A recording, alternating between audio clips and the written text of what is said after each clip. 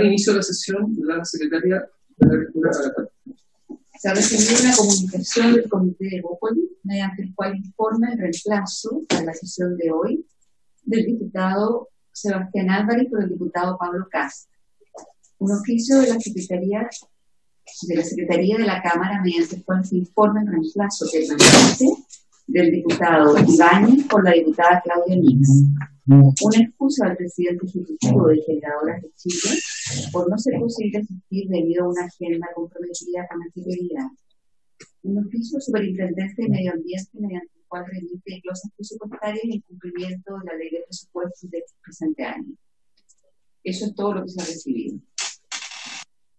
Muchas gracias. Dejo la palabra sobre la cuenta. Sobre esto, varios. Sí. Quería aclarar a qué se refiere con las cosas presupuestarias que están mandando. ¿Hay algo que se no? Hay que meter a Ricardo.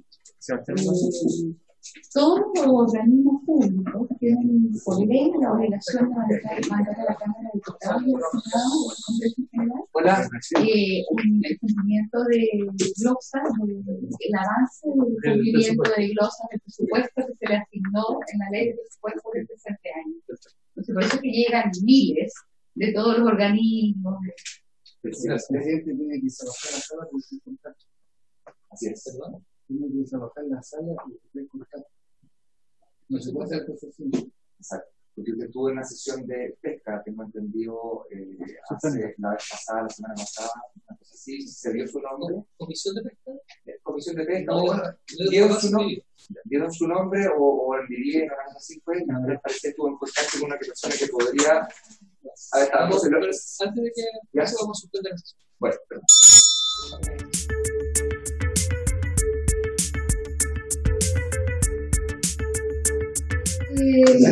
Va a presidir que se reane la sesión y seguir el planteo junto a varios. Que se oficial al ministro de Medio Ambiente, porque la Comisión de Lluvia, particularmente en el caso que se está aplicando al plan de contaminación, que tiene algunas complicaciones y que es bueno que estas se den a conocer, pero al mismo tiempo se determinan cuáles son los recursos para el cambio de elementos de calefacción residencial, cuánto se va a disponer de subsidios, cuánto va a disponer de recursos del Ministerio de Vivienda y Urbanismo, porque hay también mejoras habitacionales.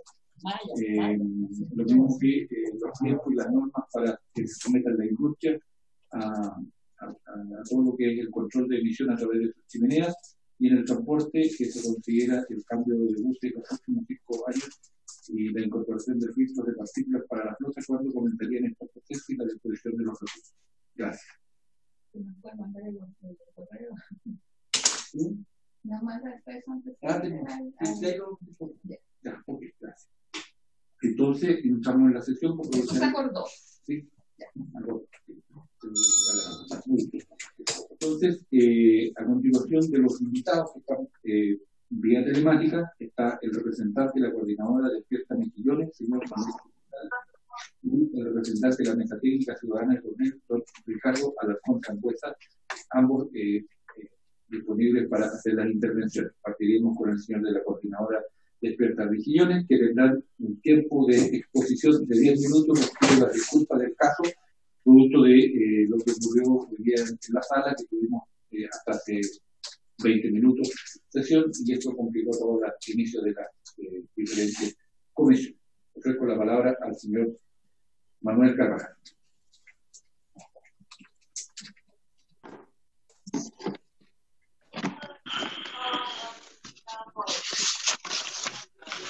¿Me escuchan? ¿Me escuchan? Sí, señor, lo escuchamos. Bastante ruido de allá parece, pero se le escucha su voz. Ya, bueno, nosotros estábamos hablando en primera instancia con Félix por el tema del tiempo. Para nosotros es súper importante de que podamos exponer de mejor forma el próximo miércoles, pero sin embargo ahora vamos a hablar un poco sobre el cronograma de cierre y del también de la transmisión justa y el estado de reserva estratégico que se ha mencionado en este proyecto de ley. Nosotros en Mejillones pensamos que es insuficiente este cronograma de cierre tomando la experiencia internacional. Bueno, la experiencia internacional indica que es posible la descarbonización de la matriz energética y eliminando las centrales obviamente más antiguas. Tomando en cuenta también que hay múltiples fuentes de energía renovable que podemos utilizar acá en el norte de Chile, tanto como el sol. Ustedes bien deben saber de que el sol en una hora genera toda la energía que necesita la humanidad en un año, así que obviamente acá en el norte de Chile, más en Mejillones, donde hay 9 centrales termoeléctricas a carbón, es un lugar donde sería súper válido poner este tipo de energía más limpia. Bueno, también creemos que se puede generar un desarrollo sustentable en Mejillones y poder participar también la comunidad en este tipo de desarrollo. Se puede utilizar las mismas en este aspecto para que no se genere más gasto en lo que es la línea de transmisión. Según lo que dijo la consultora CAS, estuvo en una de sus exposiciones, ellos dijeron que era posible que se pudiera utilizar esta misma línea de transmisión siempre y cuando se pueda cambiar la ley, que es súper importante para nosotros, y saber si esta ley es posible de que se pueda cambiar. También estábamos analizando que el estado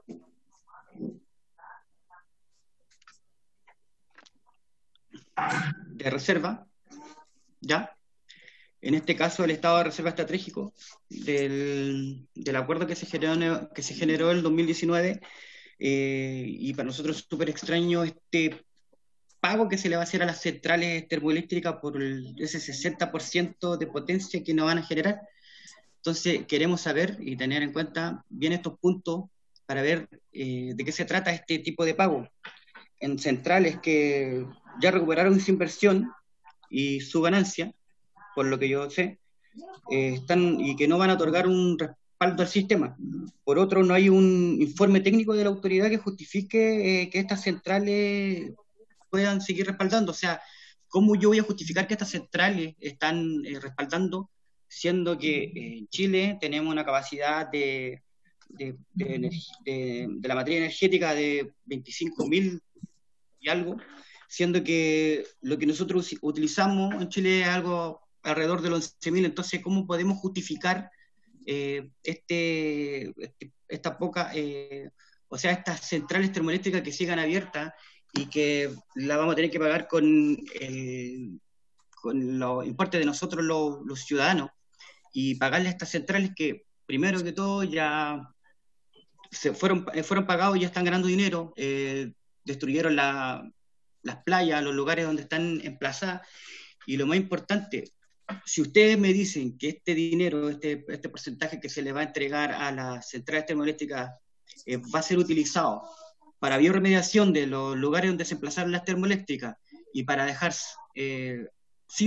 para no dejar sin trabajo a las personas que están trabajando en estas centrales termoeléctricas, encuentro que este estado de reserva estratégico es fenomenal.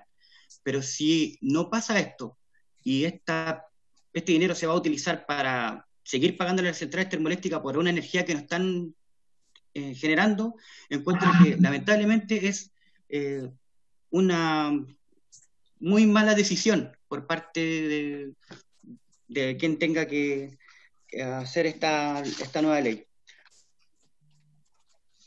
Eso. Gracias al representante de la experta Mejillones, don Manuel Carvajal. Le propongo ofrecerle de inmediato la palabra al representante de la mesa técnica de Coronel, el señor Ricardo Alarcón, y después ofrezco la palabra a todos los señores parlamentarios para la respectiva consulta. Tiene 10 minutos, si no don Ricardo Alarcón Sangüesa para su intervención. Gracias.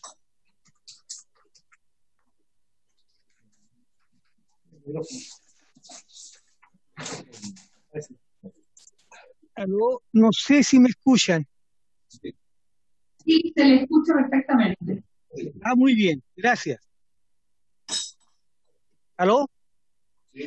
A usted hable nomás porque nosotros estamos escuchando. Ya, muy bien. Mira, primero quiero presentarme, soy representante de la mesa técnica de Coronel, pero además soy arquitecto y en realidad voy a hablar, no soy ambientalista, y voy a hablar en mi condición de arquitecto y urbanista. Primero porque pienso que las políticas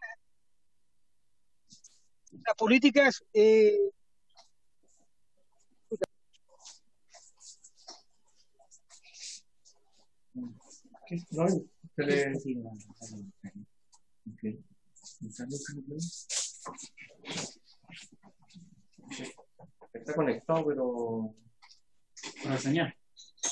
Yo creo que él no debe tener mucha señal. Señora Alarcón, está como con no lo escuchamos. ahí le estoy dando audio, ¿no? Va a ser que Ya, está muy bien. parece, entonces. ¿Sabe que parece que usted está con un celular o algo así? Entonces tenemos interferencia, nos escucha como dos veces o con un eco.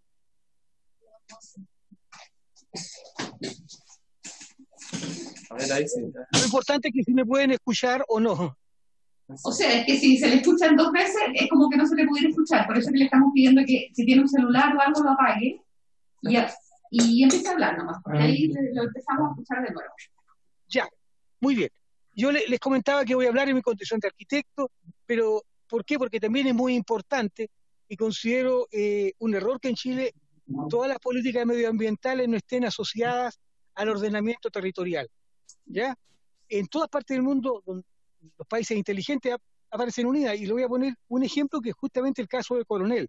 Nosotros somos hoy día zona de sacrificio, pero pasamos primero por una zona de latencia, después fuimos zona de saturada, hoy día es zona de sacrificio. Y el principal responsable de digamos, de la instalación indiscriminada de industria que sufrimos en Coronel, es justamente el plan regulador. Hoy día, a pesar de esta condición que tenemos, y de todos los discursos de las autoridades, se está aprobando un nuevo plan regulador metropolitano, que entre otras cosas genera 2 nuevas zonas industriales dentro del límite urbano de Coronel, que van a ocupar más o menos 200 hectáreas, ya incluso con industria peligrosa. Y segundo, este plan va a permitir y permite la instalación, el uso de suelo para centrales termoeléctricas, en este caso a carbón, ¿ya? Además de vertedero. Aquí tenemos un claro ejemplo de un instrumento territorial que se condice absolutamente con lo que la autoridad y la necesidad de Coronel. Coronel hoy día es sujeta de un plan de recuperación ambiental y social. Digamos, está en absoluta contradicción este tipo de política con lo que públicamente se le ha informado a la comunidad, ¿ya?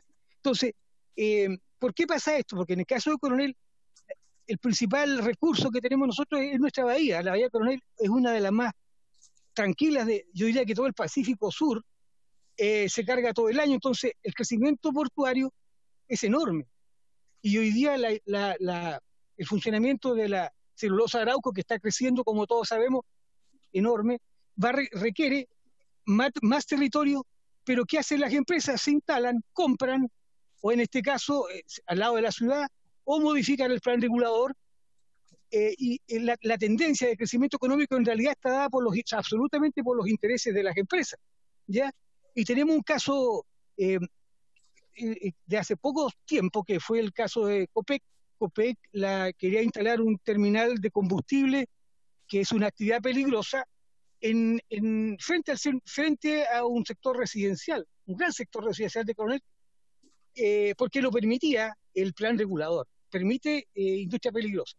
Y ellos compraron el terreno, hicieron todo el estudio, y cuando la RCA tocó votar la aprobación, fue a fin del año pasado, se votó en contra. Pero exclusivamente se votó en contra, no por razones técnicas, sino que porque el momento político lo ameritaba. Pero si ese trámite se hubiera hecho un año antes, la COPEC se habría instalado. Entonces, las empresas se instalan hoy día en Chile básicamente y definen en cierta medida el ordenamiento territorial, porque no tenemos ordenado el territorio. Y ese no es un ahorro. La empresa, lógicamente, que busca instalarse donde tenga menos internalidades económicas, pero a la larga, ¿cuánto le cuesta al país este tipo de instalaciones? ¿Cuánto le cuesta a la salud, el transporte? Hoy día en Coronel y Concepción se llenó de industria y de vivienda y tú te demorabas media hora en llegar, hoy día te demora 2 horas. ¿Ya? Se han erradicado poblaciones. Entonces, la falta de planificación en Chile es una necesidad que no puede estar separada de de las políticas medioambientales, de ningún modo. En Chile debe planificarse la instalación de las industrias, las viviendas, la vialidad asociada. Eso debe planificarlo el Estado a través de sus instrumentos, que hoy día no lo hace, ¿ya? Y debe planificarse todo el territorio, como se hace también en las ciudades que tienen un ordenamiento inteligente, como Alemania o en general en Europa. Aquí en Chile solamente se planifica y se ordena los límites urbanos de las ciudades que no sobrepasan el 3% del territorio nacional. Entonces, todo país va a requerir industria pesada, Alemania la tiene, pero para eso se ordena el territorio y nosotros como país, en acuerdo con las empresas, decimos en esta zona podemos tener industria peligrosa, incluso hasta no sé si termoeléctrica, yo creo que no, pero eso se planifica. Ya hoy día no puede ser y lógicamente que las empresas grandes que tienen la capacidad de hacer y modificar planes son en cierta manera las que deciden, pero a la larga yo creo que en Chile también las industrias muchas pierden justamente porque las combatimos o las cerramos, ¿cierto? Por los conflictos que generan con las comunidades. Y el segundo tema que también debe estar asociado, en mi opinión, a las políticas medioambientales nacionales es el control de la actividad. Hoy día no hay un verdadero control de la actividad industrial, en general de la actividad productiva en Chile. ¿Y por qué se los digo? Porque también tenemos un ejemplo en Coronel. Bueno, Coronel yo creo que es malos ejemplos, ¿cierto? De un ejemplo de un mal progreso, un mal llamado progreso. Es el caso del vertedero de Enel. Bocamina, que es una de las centrales termoeléctricas que hay en Coronel, amplió su actividad el año 2009, si no me equivoco, y solicitó aprobar un vertedero de cenizas que era exigencia para poder operar. El vertedero de cenizas fue aprobado por una RCA el 2010 y permitió autorizar el 2012. Este vertedero estaba operando desde 2009, que es común en Coronel y en muchas partes de Chile que las industrias se instalen y después regularicen. Condición para operar era, primero, que tenía que tener permiso municipal. El vertedero no tiene permiso municipal hasta el día de hoy.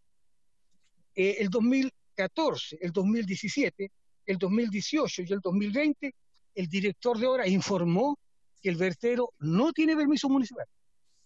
Segundo, no construyó ninguna de las infraestructuras con la cual se aprobó este vertedero. O sea, los galpones, las oficinas de control, de mantención, los baños para los operarios, no construyó ninguna actividad, ni una. Desde el 2017, les leo la fecha porque las tengo, el 2018 la misma mesa hizo 2 denuncias, el Consejo Municipal el 2018 reclamó esto a la Superintendencia, lógicamente Medio Ambiente, el 2020 ahora recién Chile Sustentable también se hizo parte de estos reclamos, y hasta el día de hoy la Superintendencia no ha dado ninguna respuesta. Lo único que respondió el año pasado es que estaba en estudio las denuncias. Y lo único que tiene que hacer la Superintendencia, que opera en Concepción, a 30 kilómetros de Coronel, es ir y ver que no están las edificaciones. Y por último, el vertedero está emplazado en una zona donde el plan regulador prohíbe los vertederos de cenizas. En la región metropolitana, el año 2013, se prohibieron todos los vertederos en los límites urbanos de las ciudades incorporadas en este plan, por los conflictos que habían generado los vertederos, y entre ellos se incluían los residuos sólidos asimilables como la ceniza de una termoeléctrica. El 2013, el 2012, 10 fue aprobada y sigue operando a pesar de los reclamos que también se han hecho al respecto a las autoridades. Entonces, el segundo tema es el control, ¿ya? Porque en este caso funciona en otro país. Ellos no, para mí es una afrenta a nuestra legislación. Una empresa extranjera que le exigimos a cualquier empresario chileno que tiene que tener un permiso municipal, que no puede funcionar si el uso de suelo está prohibido. Eso lo sabe hasta el más simple de los empresarios, porque tiene que ir a dirección de obra, solicitar el uso de suelo, y si está prohibido no se puede instalar. Y en él lo ha podido hacer. Imagina, entonces, ¿qué es lo grave de esto? Además de los problemas ambientales que ha generado en él, es la empresa que más, perdón, el vertedero, esta termoeléctrica ha generado más conflictos en Coronel durante décadas, ha erradicado a cientos de familias, ha comprado a miles de almas ya para poder funcionar ilegalmente. Entonces, nuestra legislación realmente impide el control real, ¿ya? Porque es en él, o sea, en él no respeta nuestras leyes. Ya, imagínense la impotencia que generan esto en la gente, la misma gente que le toca hacer todos los trámites para operar, o que ha visto que cierren sus actividades porque no les permite el uso de suelo. Entonces, esa raya de la gente también atenta contra nuestra propia ley, contra las autoridades que cada día pierden credibilidad. Nosotros estamos llevando adelante esta denuncia y creo que, para terminar mi intervención, no quiero agregarme más, es que el ordenamiento territorial no puede estar separado y ha sido, digamos, de lo que se está planificando hoy día, o se está, la política que quiere, digamos, que ustedes pretenden llevar adelante de muy buena manera. Pero Coja no va a poder funcionar. Ya, esa es mi opinión que quería entregarle a ustedes. Muchas gracias, señor Alarcón. A continuación, le ofrezco la palabra a los señores diputados y diputadas que están en piso. Ha pedido la palabra el diputado Correa. Muy bien, pues muchas gracias por escuchar. No, gracias a usted. Muchas gracias, presidente. ¿Me lo puedo sacar para hablar, No. no? Ok. No, pero... Sí, yo lo sé. Presidente, no solamente pedir una información, yo también solicité o hice una pregunta en la sesión pasada con respecto a qué significaría en términos de reducción del PIB si nosotros desconectáramos el día de mañana todas las centrales termoeléctricas de nuestro país. Pero también me gustaría hacer otra pregunta. Quizá esta pregunta se la podríamos enviar al Ministerio de Salud con respecto a cuál es el gasto del Estado relacionado a las externalidades negativas que tienen las termoeléctricas. Es decir, la cantidad de personas que se enferman por producto de contaminación de termoeléctricas, que debe estar establecido el número, y por lo tanto, así cuánto gasta el Estado. Los 50 años.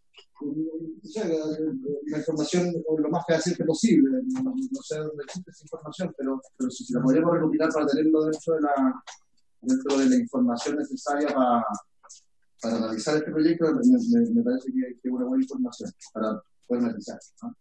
Eso es el gasto asociado a los efectos de las termoeléctricas en la vida de las personas.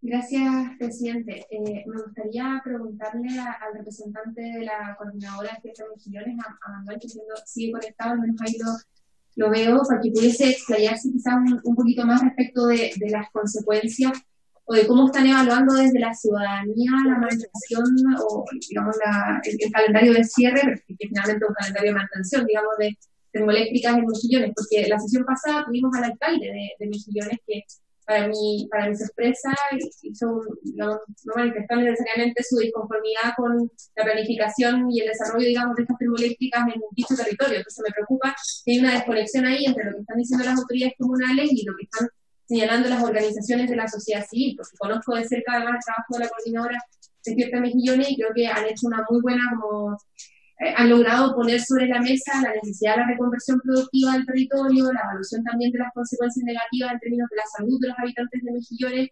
y me gustaría que tuviesen como la oportunidad también de contar un poco lo que ha sido o cómo ven ellos, digamos, las necesidades que el territorio y la comuna particular de Mejillones tienen respecto de la necesaria reconversión de la industria y las posibilidades además de generación de nuevas fuentes de empleo, porque se habla mucho del empleo que genera la termoeléctrica, pero se habla poco, por ejemplo, de las consecuencias que trae para los pescadores de la región, la contaminación que ellas generan. Entonces, me gustaría que por ahí quizás pudiesen responder.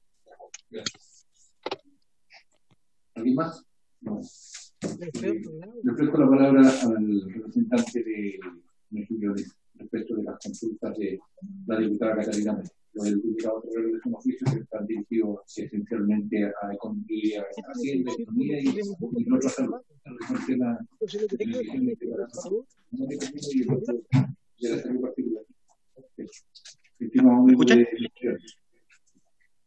Sí, bueno, para nosotros fue una sorpresa las palabras de nuestro alcalde, porque no teníamos, la verdad, cuál era su postura frente al tema de la descarbonización. Bueno, nos dejó bastante claro de que, si bien es cierto, como dijo él, no apoya al que se deje a la gente sin trabajo, pero tampoco queda claro si es que apoya o no la descarbonización en total. El tema es que Mejillones, a diferencia de Tocopilla, es muy diferente, porque allá las termoeléctricas dan el trabajo. Acá en Mejillones, por ejemplo, tenemos condiciones muy diferentes. Las empresas termoeléctricas no dan la totalidad del trabajo a las personas. Eso se los da hay otras fuentes laborales acá en Mejillones. Y, de hecho, las centrales termoeléctricas que están en Mejillones, de estas 9 centrales termoeléctricas, el trabajo que dan a la gente es muy poco. Entonces, no se puede equilibrar el daño ecológico, el daño social, el daño ambiental y el daño a la salud de las personas con el trabajo que están dando supuestamente las centrales termoeléctricas. Esto no está sucediendo en Mejillones. Por eso, para nosotros como sociedad civil, es importante que tengamos claro las posturas de nuestras autoridades, tanto locales como las posturas de ustedes, porque queremos saber cuál es la realidad. En Mejillones actualmente se puso la última central termoeléctrica, que es probablemente la última que vaya a salir de todo el sistema.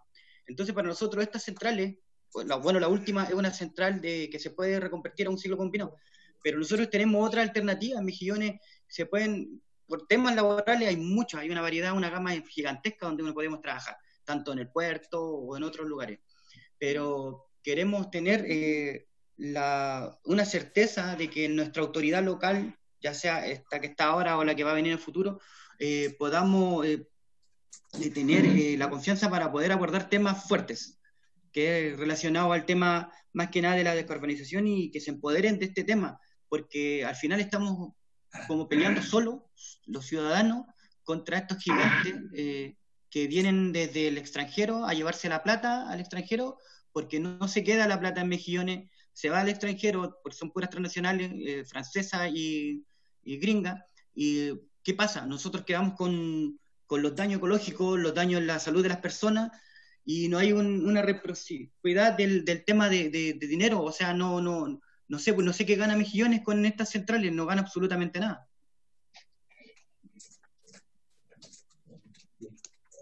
Carlos Olmedo está pidiendo... No. La persona del ejecutivo. Es Romina Vallejo, pero no es Romina. ¿Quién es?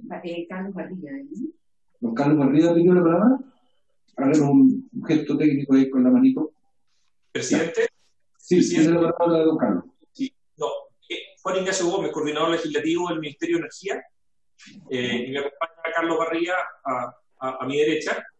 Primero presentar las excusas del ministro por el atraso de la sesión. El ministro tuvo que entrar a otros compromisos, pero nos pidió que pudiésemos estar acá a fin de también dar respuesta a las preguntas que habían quedado de la semana pasada. Así que si usted lo tiene bien, presidente, daríamos curso a eso. Perfecto, adelante. Sí. Presidente, en primer lugar, recién veíamos que el diputado Torrealba consultaba por los efectos que tendría el retiro de las centrales en el Producto Interno Bruto. Sobre ese particular, la Comisión Nacional de Energía nos informó que, según cálculos que ellos han realizado, una descarbonización abrupta, es decir, probablemente dentro de los próximos 5 o 6 años más, dentro de los 5 o 6 años siguientes, podría implicar una caída cercana al 0,8-1% anual del PIB, principalmente por el costo de la energía. Me explico. Una descarbonización abrupta lo que generaría es una subida de precios en las licitaciones, probablemente que vienen en la licitación de suministro en probablemente un 50%.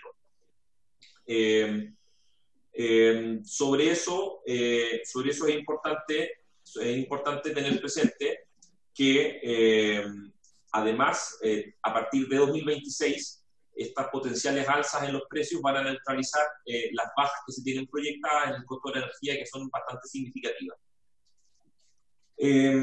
Y eso particularmente porque los costos marginales del sistema van a subir por la falta de generación y el riesgo de falla, principalmente porque las energías renovables no convencionales no van a poder ofertar precios bajos, principalmente porque tendrían que considerar los riesgos de retirar energía a costo marginal en condiciones que pueden llegar a ser de racionamiento en algunas horas. Como ustedes recordarán, en la sesión anterior, tanto el ministro como el secretario ejecutivo de la Comisión Nacional de Energía exponían que un retiro en los próximos 5, 6, 7 años, sin tener en consideración la expansión de la transmisión, junto con el desarrollo de nuevas centrales, además de enfrentar los desafíos que tenemos en materia de flexibilidad con las energías renovables no convencionales, son escenarios que dificultan una descarbonización efectiva y segura para la matriz.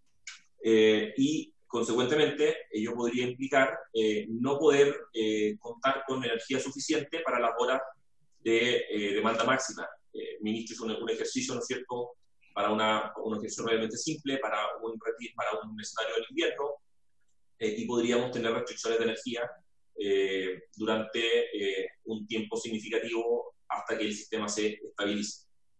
Eso respecto a la pregunta del diputado Torrealba sobre el efecto en el PIB. Además preguntaba por los efectos sociales, económicos y laborales, y en términos de empleo directo, lo que se ha estimado es que hay del orden de 4.390 trabajadores y trabajadoras e impactos indirectos en el empleo por cerca de 9.500 trabajadores más. Todo eso está asociado a las cadenas de suministro que tienen las centrales de carbón.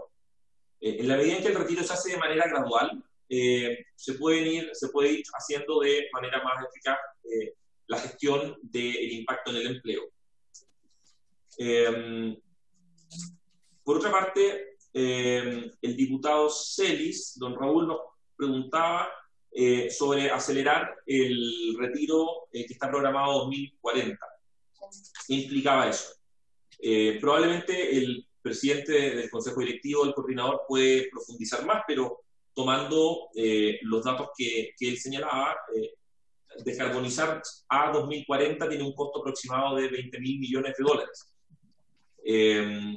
Ese costo, sin embargo, nosotros estimamos que debería aumentar significativamente en la medida en que los plazos de descarbonización se reduzcan, principalmente porque un proceso de desarrollo de líneas de transmisión requiere del orden de 7 a 10 años, desde que la Comisión Nacional de Energía establece que hay que construir una nueva línea, pasando por los evaluaciones ambientales, estudios de franja, etcétera, hasta que la obra está puesta en desarrollo.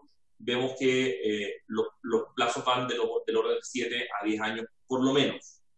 De manera que acelerar el retiro a 2040 implica, primero, como ya señalábamos, algunos escenarios de riesgo de suministro, principalmente porque no vamos a tener capacidad de transportar la energía que se genera por las energías renovables a los centros de consumo. Y además, probablemente signifique un costo aún mayor a los 20.000 millones que estimaba el coordinador eléctrico. El diputado José Miguel Castro en su momento también nos preguntaba si nosotros veíamos posible llevar el acuerdo de descarbonización a ley. Nosotros estimamos que no, porque básicamente el retiro de las centrales tiene efectos patrimoniales, ¿no es cierto?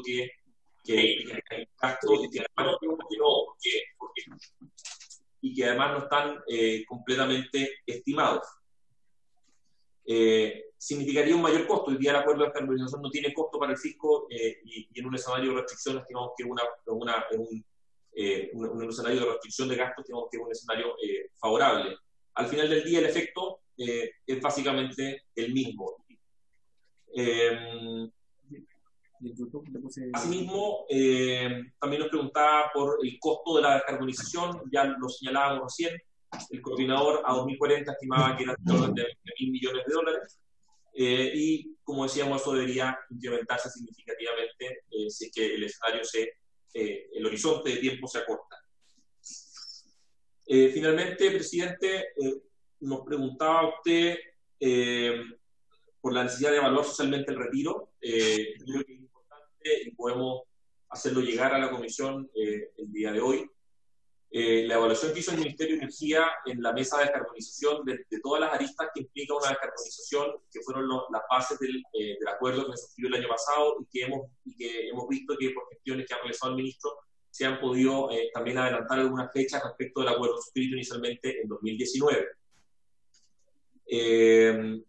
Nosotros estimamos también que respecto de esta iniciativa que estamos estudiando hoy, sí es necesario estudiar efectivamente con bastante atención cuáles son los impactos sociales y los impactos económicos que ya va a tener, ciertamente. Y finalmente también nos preguntaba sobre el costo de las inversiones por descarbonizar. Es lo que señalábamos recién. Nosotros estamos relativamente contestes con el análisis que hizo el coordinador y con el coordinador eléctrico y que se explicó la semana anterior, en el orden que esto podía alcanzar unos aproximadamente 20.000 millones de dólares al año 2040. Eso es, presidente, si hubiese alguna otra pregunta, atento a poder responder. Yo le quiero preguntar porque usted tiene la óptica de los efectos en una de las partes de los actores, que está bien, pero esto con más múltiples y se trata de un ecosistema que hay que hacerlo funcionar. También hay un costo agregado en la vida de las personas. Entonces, está bien, tiene que conceptualizarse dentro de este plan, yo me imagino la gradualidad, pero también la compensación producto de la pérdida de calidad de vida y también el daño patrimonial que sufre en todos los momentos quienes están en ciudades que viven en la denominada zona de beneficio. Eso me imagino que ustedes lo tienen contemplado dentro de las observaciones o de las consideraciones que tienen los planes de descontaminación, que debiera ser un plan nacional, y cuando digo nacional, debiera ser, por tanto, respaldado plenamente por el Estado chileno, entendiendo que también son parte de las contribuciones que Chile hace a este desafío planetario de reducir los gases de efecto invernadero y también aportar al desafío que tenemos de poder el calentamiento global, que es un tema que también tiene que ver mucho, diría yo, la generación eléctrica. Presidente. Perdón. El diputado Laura y de ahí le cedo la palabra. Sí, gracias. Muchas gracias, presidente. Yo quería que me aclarara por su intermedio micrófono. El micrófono. Bien. Ahí está. Ahora sí, se está escuchando bien. Yo quería que me aclarara por su intermedio, presidente, dos cifras que el exponente da, que son 4.300 y 9.000 trabajadores.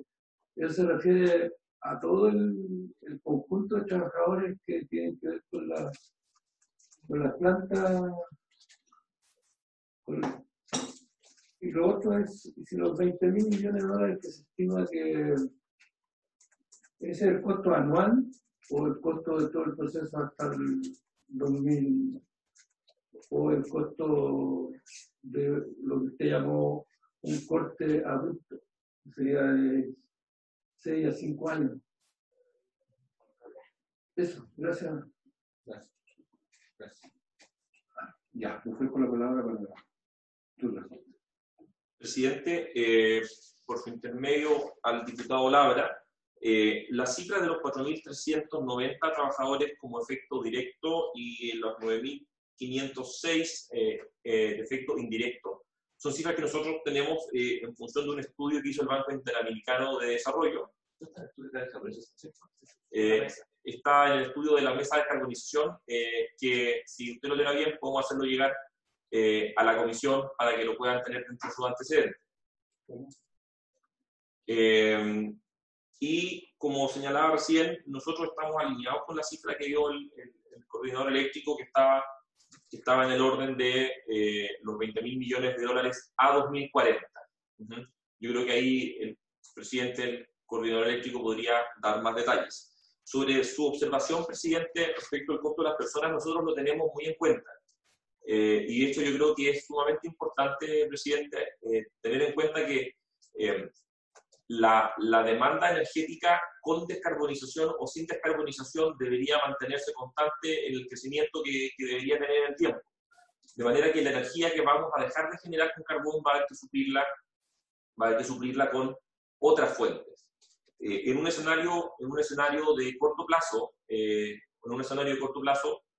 lo que va a terminar ocurriendo para poder suplir la demanda es que van a tener que entrar en operación muchas centrales que son o que funcionan con diésel y que son centrales que son tanto o más contaminantes que una central a carbón, de manera que creemos que son también elementos que hay que tener presente para poder evaluar el retiro. El ministro fue muy enfático, nosotros estamos comprometidos con la descarbonización de la matriz porque al final del día no solamente implica la entrada de energía más limpia para las personas, sino que mucho menos externalidades negativas.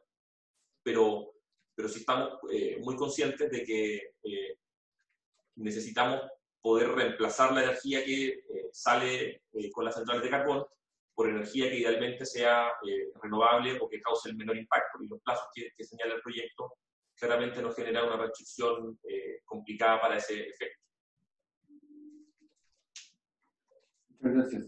Como usted mencionó, el Coordinador Nacional de Energía, si es que pudiera despejar el comentario que usted.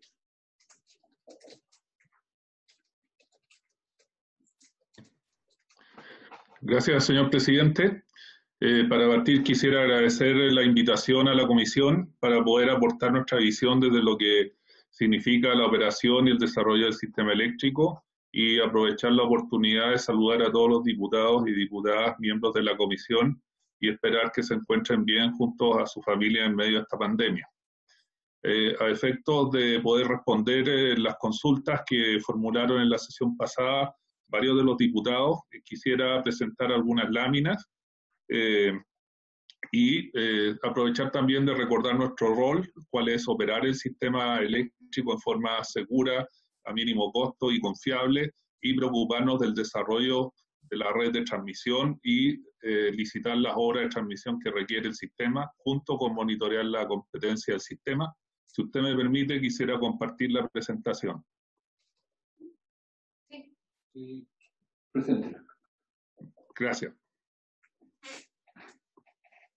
Bien.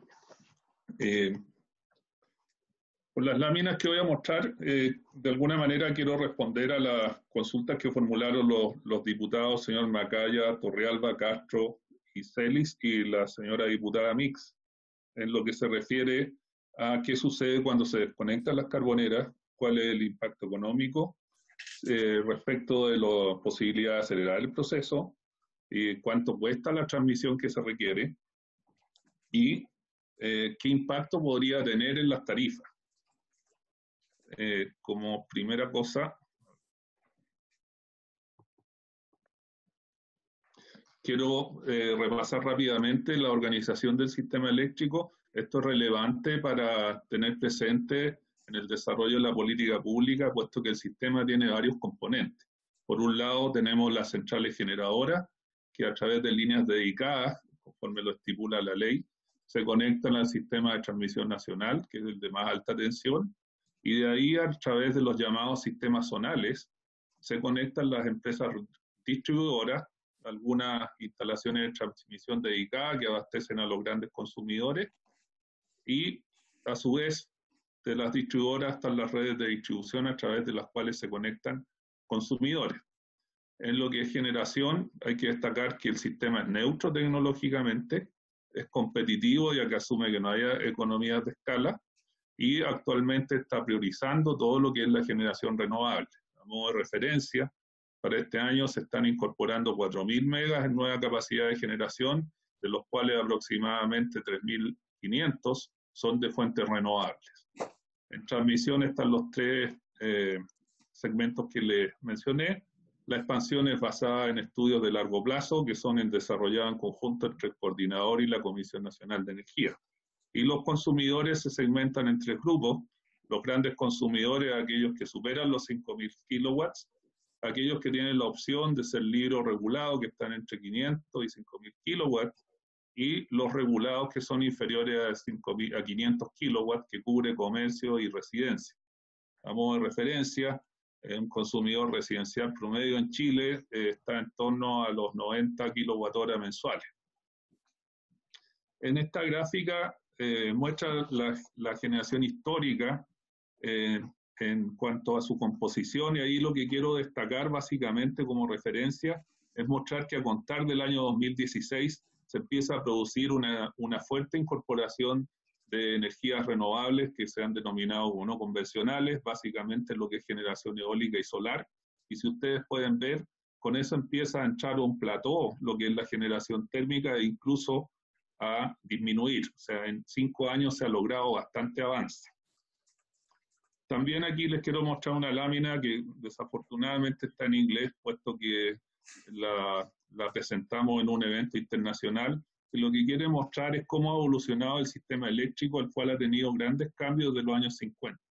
Entre los años 50 y los 80, esto se basaba en grandes centrales que se conectaban a través de redes de transmisión para llegar a los centros de consumo, con un operador poco sofisticado, de hecho ahí lo reflejamos con un teléfono. ¿Sí? Entre el año 86 y 2010, que es lo que llamamos ahí presente, ya empieza a tener más desarrollo y tecnología del sistema, empieza a aparecer generación que se denomina más cercana, distribuida, mucho más cercana a los consumos, y incorpora bastante inteligencia en lo que reflejamos a través de un computador. Y lo que viene a futuro es una red mucho más compleja, mucho más sofisticada, con muchos más actores, con nuevos elementos, tal como el almacenamiento de energía, la incorporación masiva de energía renovable y el desarrollo de centros de control distribuidos y la aparición también de los consumidores activos que son denominados en la literatura como los prosumers, o sea, los que producen y consumen. Y esto también genera bastante complejidad en el desarrollo de la red.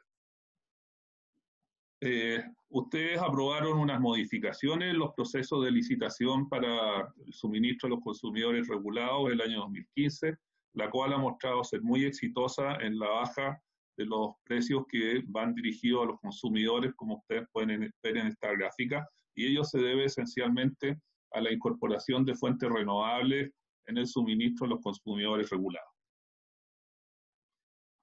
¿Qué sustenta esta baja de precios? Aquí también recurro nuevamente a unas referencias en inglés de la entidad denominada IRENA, que es el Instituto Internacional de Energías Renovables, en el que muestra cómo ha caído los costos de las energías renovables como costo medio en el tiempo, que además en los años en que se produjeron estas licitaciones fue concurrente con un evento de mínimo tasa de interés en el mercado financiero, lo que permitió obtener precios muy competitivos, asociado además al alto apalancamiento financiero que llegaba incluso al 80%, lo que permitió tener muy buenas tarifas que llegaran a los consumidores. Por lo tanto, lo que quiero dejar aquí es que también esto depende de cómo están los mercados internacionales financieros para viabilizar el desarrollo de las energías renovables. En esta otra lámina, también de la misma fuente IRENA, mostramos cómo ha ido decreciendo el costo de las energías renovables, y particularmente quiero destacar la gráfica que está a la derecha, que habla de la concentración solar de potencia, que es la planta que se está construyendo en Calama, que nos va a permitir tener energía solar las 24 horas, y como mencionaba en la sesión anterior, también nos va a permitir disponer de inercia en el sistema, que es lo que permite que el sistema responda ante contingencias y que provea calidad y seguridad de servicio. Por cierto, también mencioné que el desarrollo de la transmisión es muy relevante, este ha sido muy intenso. Aquí podemos en esta lámina ver lo que nos ha significado entre el año 2011 y 2017, en que se desarrollaron 36 proyectos con una inversión de 2.100 millones de dólares. El año 2018 fueron 78 con 680 millones de dólares, y para el periodo quinquenal 2019-2024 estamos abordando 266 proyectos de transmisión por un monto de 3.100 millones de dólares estimados. Dentro de eso, proyecto emblemático es la línea Quimallo-Aguirre, que tendrá una extensión aproximada de 1.500 kilómetros y una potencia superior a 2.000 megas, que tiene por objeto traer las energías renovables del norte a los centros de consumo, con una inversión estimada de 1.300 millones de dólares. Por lo tanto, como ustedes pueden ver, el desarrollo de la transmisión es bastante demandante en desarrollar licitaciones y proyectos que son muy numerosos. También hay un desafío de la operación que es muy relevante. Por un lado tenemos la demanda, que podemos verla en el lado izquierdo, que es bastante predecible y que presenta algunas variaciones que son relativamente lentas. Y por otro lado, en el costado derecho, tenemos la generación de las fuentes renovables variables, como es la energía eólica y la solar fotovoltaica, que presentan variabilidad, alguna estacional dentro del día, como el caso del sol, y en el caso eólico, que es bastante más variable y poco predecible. Y esto implica tener un equilibrio para mantener lo que llamamos la frecuencia del sistema. La frecuencia del sistema es relevante porque eso es lo que permite el funcionamiento de los motores. En nuestras casas es lo que permite que funcionen nuestros refrigeradores y los electrónicos. Por lo tanto, ahí hay que balancear de forma que la frecuencia se mantenga en esos rangos y gestionar estas variaciones de demanda y de la generación para tener un suministro estable y confiable. Por otra parte, también la alta penetración de energía solar fotovoltaica nos lleva a gestionar lo que llamamos las rampas. La energía solar fotovoltaica aparece a las 7 de la mañana y se empieza a apagar a las 5 de la tarde, y eso implica que tenemos que tener una capacidad de generación para poder generar esas bajadas y subidas de la generación fotovoltaica y las variaciones de la generación eólica. Y eso se hace con las llamadas centrales generadoras que disponen de inercia. Por otro lado, si bien tenemos una capacidad bastante relevante en centrales hidráulicas, esta presenta muchas variaciones. Como ustedes pueden ver, ahí mostramos cómo ha evolucionado la disponibilidad de los embalses desde el año 94 a la fecha, y ven que, bueno, en el caso de las sequías pasamos por situaciones bastante extremas, pero es bastante variable, y en los últimos 10 años hemos tenido un periodo con bastante escasez hidrológica. Ahí marcamos los periodos de escasez hidrológica, y eso también debemos gestionarlo y necesitamos capacidad de respaldo para poder enfrentar esas situaciones. Como les decía la vez anterior, en la sesión anterior, hay 4 factores que tenemos que tener en cuenta en el proceso de retiro progresivo de las centrales generadoras. Reitero que para nosotros es un dato que el país tiene que alcanzar la carbono neutralidad al 2050 y que se está trabajando para el retiro de la totalidad de las plantas carboneras al 2040. ¿Ya? Y por lo tanto, estamos trabajando con esas miras. Aquí incorporo otra lámina que viene del Instituto del IHS Internacional, que se publicó el año pasado, en que hablaba del efecto de esta transición energética, que es un proceso evolutivo, ¿eh? En el cual se han producido varios en la historia y con distintas velocidades. Primero fue de la biomasa al carbón, luego al carbón, petróleo y gas. Y hoy día estamos viviendo la transición a las energías renovables, en lo cual requiere una alta inversión. Ya hablábamos la vez anterior que era 20.000 millones de dólares. De eso, 2.000 millones de dólares en nueva capacidad de transmisión, en la cual está excluida la línea Quimallo-Aguirre. Esa inversión en transmisión está solo referida a la transmisión nacional y no incluye los desarrollos en transmisión zonal y dedicada, lo cual agregará montos más adicionales de inversión. Y finalmente hay que hacer una revisión de la regulación del mercado que nos permita operar de forma confiable y segura en este nuevo paradigma de las energías renovables en el proceso de transición energética. Quiero referirme también nuevamente a la importancia de la transmisión, y para ello traigo aquí unas láminas del Ministerio de Energía y Medio Ambiente de Alemania, en el cual muestran que ellos desarrollaron un plan de expansión de la transmisión en el año 2016, que contemplaba 6.100 kilómetros de líneas, 43 proyectos, y la optimización de algunas líneas existentes. Sin embargo, Esto ha tenido fuertes demoras y hoy día ellos están viendo amenazados sus objetivos de retiro de las plantas carboneras, producto de que no han podido desarrollar las líneas de transmisión. Y me parece interesante el ejemplo de Alemania, pues ellos tienen concentrados los recursos renovables en los extremos del país. Lo que es recursos eólicos muy abundantes están en la zona norte del país, cercano a la costa. Ellos incluso han desarrollado parques eólicos en el mar, y lo que es la generación fotovoltaica está en el sur. Y ellos han enfrentado problemas tanto en el desarrollo de lo que es nuestro equivalente a las líneas nacionales, zonales e incluso en las redes de distribución. Ahora quisiera recordar dónde está nuestro potencial de energías renovables. Ahí las barras celestes, amarillas y verdes muestran dónde está nuestro potencial de energía renovable. Es conocido el potencial del norte, donde tenemos grandes volúmenes de energía disponible. Sin embargo, la demanda está concentrada en la sexta metropolitana y séptima región. Ahí concentramos gran parte de la demanda, prácticamente el 60%. Y por otro lado, también debemos tener en cuenta las velocidades de desarrollo de los proyectos. Un proyecto fotovoltaico toma entre 2 y 3 años desde que nace hasta que está en servicio, incluyendo las tramitaciones ambientales, construcción y financiamiento. En el caso de los sistemas, plantas eólicas, 3 a 4 años, las plantas térmicas, 4 a 6 años, las hidroeléctricas, 5 a 7 años, que son proyectos bastante más complejos y casísticos, y finalmente, si miramos lo que es la transmisión nacional, está tomando entre 5 y 10 años. Por lo tanto, el cuello de botella claramente es la transmisión. Les puedo ejemplificar a través de lo que ocurrió el día de ayer.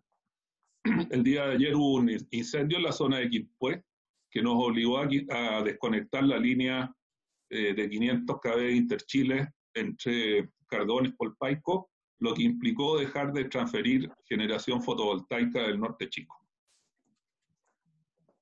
Por tanto, es también importante tener presente que la red de transmisión debe ser resiliente. Es decir, ¿a qué me refiero con resiliente? Que tiene que tener capacidad de reaccionar ante eventos de la naturaleza como son incendios, terremotos e inundaciones. Y eso también implica costos adicionales a los que ya hemos mencionado, que aún nos queda trabajo por dimensionar. Quiero destacar que incluimos estas láminas a fin de aportar al contexto de esta política pública que sin duda abarca muchas áreas. Nosotros hemos querido aportar desde lo que es la operación del sistema, pero entendemos que cubre también aspectos ambientales, de salud, sociales y otros. Quedamos atentos a vuestras consultas en caso de que las tuvieran. Muchas gracias. Yo una pregunta. No sé si usted o el asesor ministerial que está ahí, respecto de este plan de retiro, no quedó claro cuánto del costo o cuáles son los incentivos, los mecanismos que el Estado va a usar para incentivar a las respectivas generadoras a dejar de seguir produciendo energía. Si eso es así, sería importante que también se transparentara aquella situación. No sé cuál de los dos puede responder. Señor Ortega, ¿puede dejar de compartir la pantalla, por favor? Para retirar. Ok. Ahí está. Gracias. ¿A quién se le da la palabra? ¿Olmedo tiene la palabra o alguien más? No sé.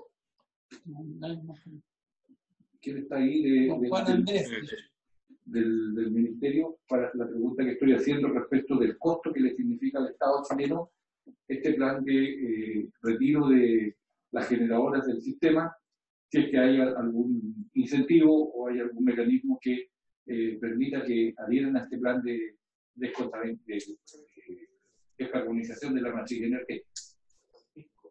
Ahí le doy la palabra a Juan Antonio Gómez. Okay. Juan Ignacio Gómez, perdón, que es del Ministerio que le están haciendo la pregunta.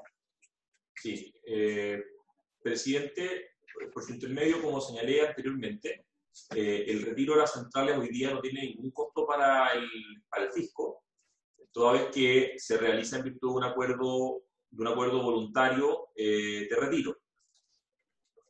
Como indicaba el El acuerdo de carbonización implica que hay un grupo de centrales que se han acordado retirar para estos 5 años y cada 5 años, hasta 2040, se van a ir revisando los avances para hacer el retiro de manera gradual. Y como señalaba, y respondiendo directamente a su pregunta, presidente, hoy día no hay costo y tampoco se están entregando ningún tipo de incentivo a las empresas para que hagan los retiros de la central.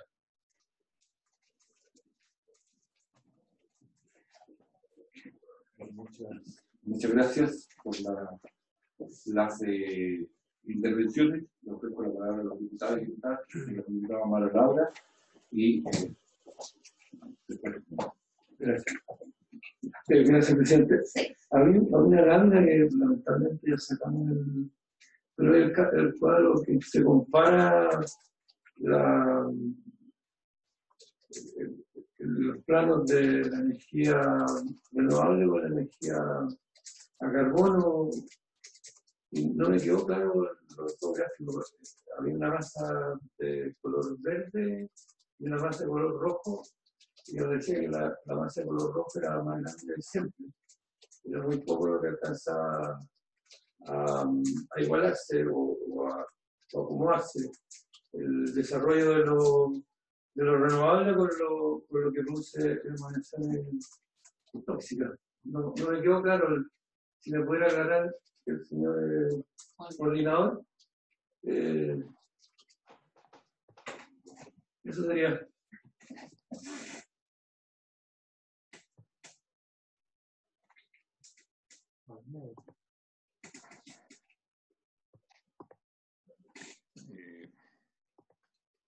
Ok, ¿la consulta se refiere a la generación histórica? Exacto, sí, hay una gráfica que tenía. Sí. Hay una gráfica que estaba ahí, ¿no? Tiene dos, una masa roja grande y otra un poquito como al principio. Esa, exactamente esa.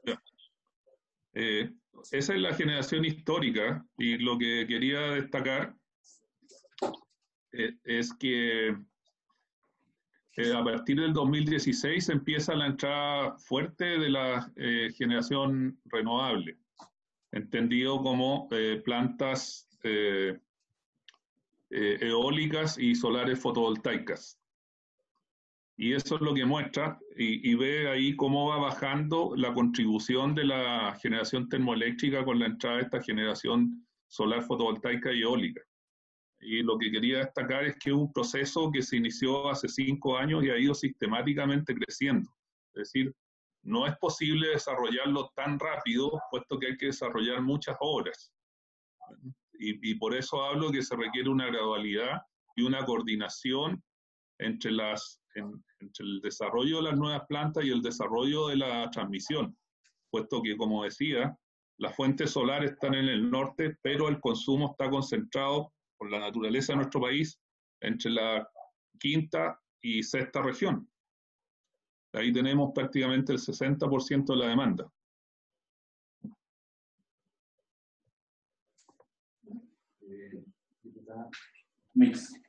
Gracias, presidente.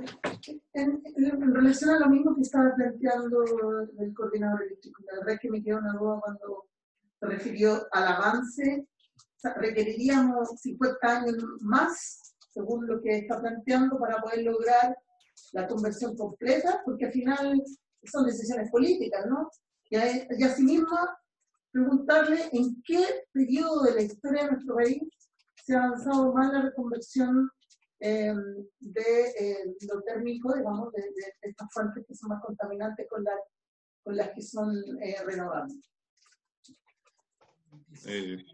Presidente, por su intermedio, para responder a la diputada Mix, nuestro análisis contempla el retiro de la totalidad de las centrales a carbón en un horizonte de 20 años, comprendido entre el año 2020 y el 2040. ¿Sí? Por lo tanto, hemos trabajado que para en ese horizonte de 20 años se estime la inversión de los 20.000 millones de dólares y al 2040 estén totalmente retiradas las plantas. Ahora hay que tener presente que esos plazos no hay que considerarlos como fijos. Eso podría adelantarse eventualmente por múltiples razones. Por ejemplo, desarrollos tecnológicos, posibilidad de acelerar el desarrollo de sistemas de transmisión, enfrentar mercados financieros muy favorables. Hay múltiples factores que pueden tanto adelantar como postergar, pero nuestro análisis apuntó a que esto ocurra en un plazo de 20 años. Hay algo mandatorio que el país ya adquirió el compromiso en la COP, que es llegar a la carbono neutralidad del 2050. Y por cierto, es relevante que esto de retirar el carbono ocurra antes. Ahora, respecto de lo otro que usted mencionaba, hay que ir progresivamente viendo los efectos que tiene sobre el sistema, puesto que también nos preocupa en nuestra visión de monitorear la competencia en el mercado, de que las tarifas que lleguen a los consumidores finales no presenten un aumento excesivo.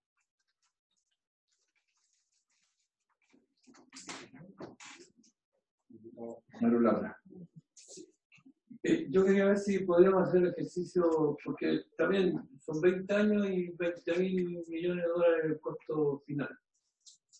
Si vamos reduciendo en 5 años, ¿se puede estimar la cantidad de dinero que costaría? O sea, yo sé que es posible que cueste más. Si acortamos el plazo es porque estamos invirtiendo más dinero. ¿Se puede hacer ese cálculo, estimado?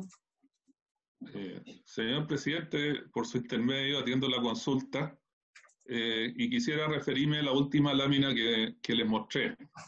Ciertamente es factible construir centrales en plazos inferiores a 10 años, pero hay una ruta crítica que es el desarrollo de la transmisión, porque podríamos, en el peor de los casos, que no creo que nadie lo haga, construir plantas solares en el norte, pero no vamos a tener la vía para transportarlas hacia los centros de consumo. Por lo tanto, sería una construcción inefectiva. Hoy día el cuello de botella es el desarrollo de la transmisión, el proyecto emblemático que estamos trabajando, que es la nueva línea de corriente continua, desde cerca de Antofagasta, en la zona que se llama Quimal, a Santiago, en Los Aguirre, estaría lista no antes del año 2030. Algunos estiman fechas posteriores. O sea, eso, si no tenemos esa línea, no es posible el retiro de las centrales a carbón. Y ahí me quiero referir a un evento que hubo hace 3 semanas en Concepción. Concepción se abastece a través de 3 líneas de transmisión. Había una fuera de servicio y se produjo un incendio que afectó a las otras 2. Y Concepción estuvo en riesgo de tener una desconexión de suministro si no fuera porque tenía alguna capacidad de generación local ahí en la zona de Coronel. Por lo tanto, es fundamental reforzar la transmisión para poder hacer el retiro de esas plantas sin que haya afectación a nuestros ciudadanos en el consumo eléctrico.